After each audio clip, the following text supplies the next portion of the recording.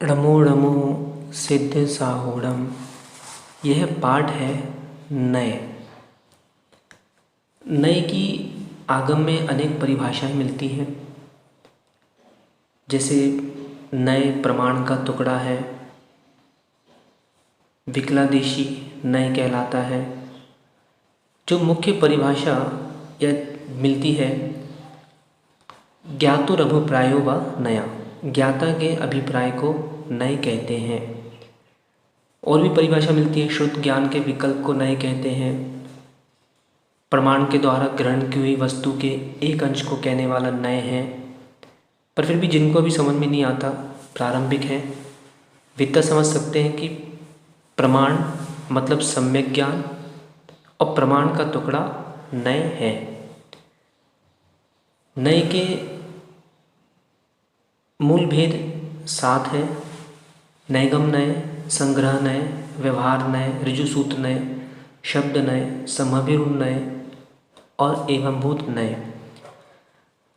आलाप पद्धतिकार ने द्रव्यार्थिक नय और पर्यार्थिक नय को जोड़कर नय के 9 भेद किए हैं।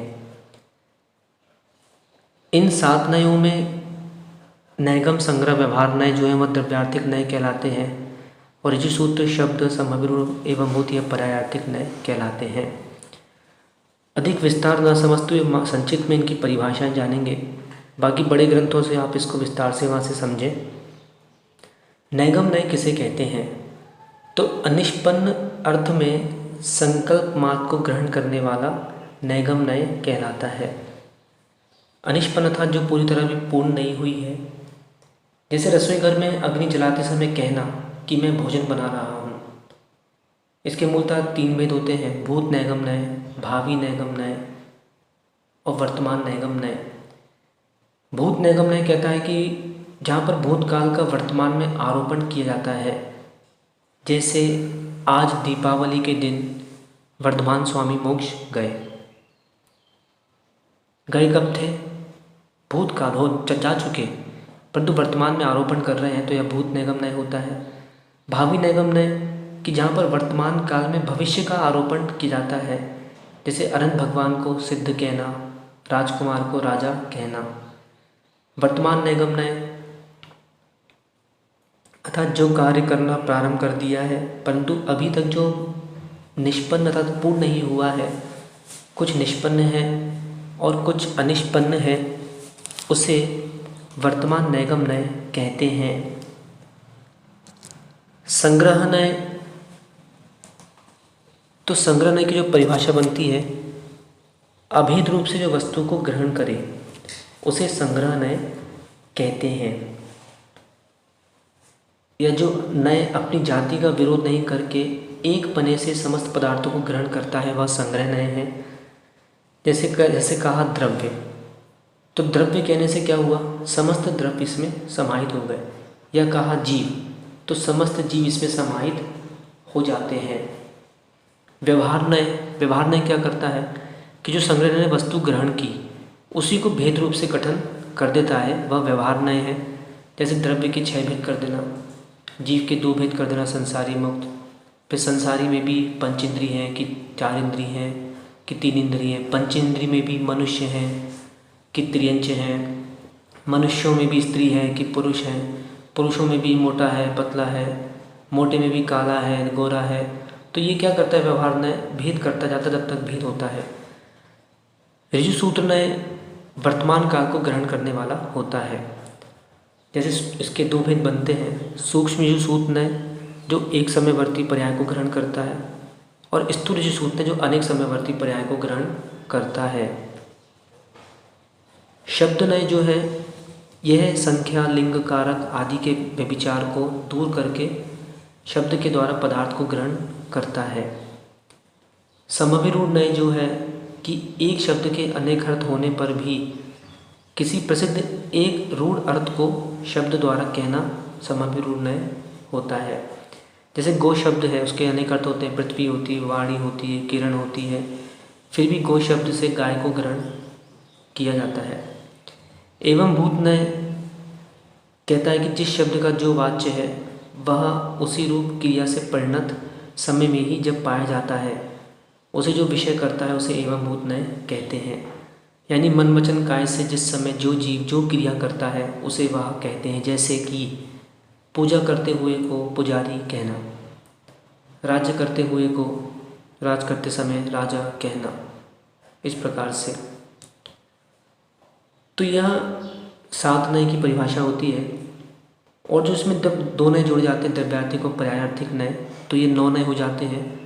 तो द्रव्यार्थिक नय की जो परिभाषा बनती है, जैसे कि द्रव्य ही जिसका प्रयोजन है वह द्रव्यार्थिक नय है, पर्याय ही जिसका प्रयोजन है वह पर्यायार्थिक नय है। द्रव्यार्थिक नय के भी 10 भेद बनते हैं, उसको आलाप पद्धति ग्रंथों से जाने। पर्यायार्थिक नय के भी 6 भेद बनते हैं, उसको भी आलाप पद्धति के ग्रंथ से जान सकते हैं। और भी नैगम नय के तो बहुत भेद बनते हैं, उसे भी बड़े ग्रंथों से जान सकते हैं। जैसे कि इसका संक्षिप्त उदाहरण जो 7 नयों का देखें। किसी मनुष्य को पापी लोगों का समापन करते हुए देखकर नैगम नय से कहना कि यह पुरुष नारकी है। जब वह मनुष्य प्राणी वध करने का विचार करके सामग्री संग्रह करता है तब वह संग्रह नय से नारकी है। जब कोई मनुष्य हाथ में धनुष और बाण लेकर मृगों की खोज में भटकता फिरता है तब उसे व्यवहार नय से नारकी कहा जाता है। जब आखिट स्थान पर बैठकर पापी मृगों पर आघात करने वाला हिंसा कर्म से संयुक्त वह पापी ऋषिसूत नय से नारकी कहा जाता है। जब जीव प्राणों से विमुक्त कर दिया जाता है तभी वह आघात करने वाला हिंसा कर्म से संयुक्त पापी शब्द नय से नारकी कहा जाता है।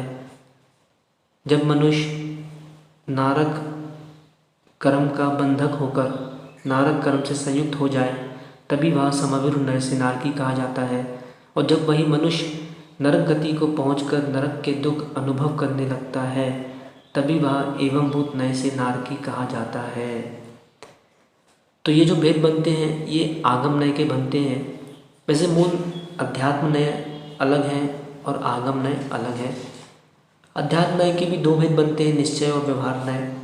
निश्चय मतलब जो अभेद रूप से वस्तु को ग्रहण करे, जैसे गुण गुणी में पर्याय आदि में भेद न करके अभेद रूप से ग्रहण करता है वह निश्चय नय कहलाता है। या फिर जो वस्तु के शुद्ध स्वरूप को ग्रहण करने वाले ज्ञान को भी निश्चय नय कहते हैं। वस्तु के अशुद्ध स्वरूप के ग्रहण करने वाले ज्ञान को व्यवहार नय कहते हैं। या फिर गुण गुणी पर्याय में भेद करके वस्तु को ग्रहण करने वाला नय व्यवहार नय कहलाता है। निश्चय नय के भी 2 भेद बनते हैं, शुद्ध निश्चय नय, अशुद्ध निश्चय नय। व्यवहार नय के भी 2 भेद बनते हैं, सद्भुत व्यवहार नय, असद्भुत व्यवहार नय। फिर सद्भुत के 2 भेद बनते हैं, उपचरित सद्भुत व्यवहार नय, अनुपचरित सद्भुत व्यवहार नय। असद्भुत व्यवहार नय के भी 2 भेद बनते हैं, उपचरित असद्भुत व्यवहार नय, अनुपचरित असद्भुत व्यवहार नय।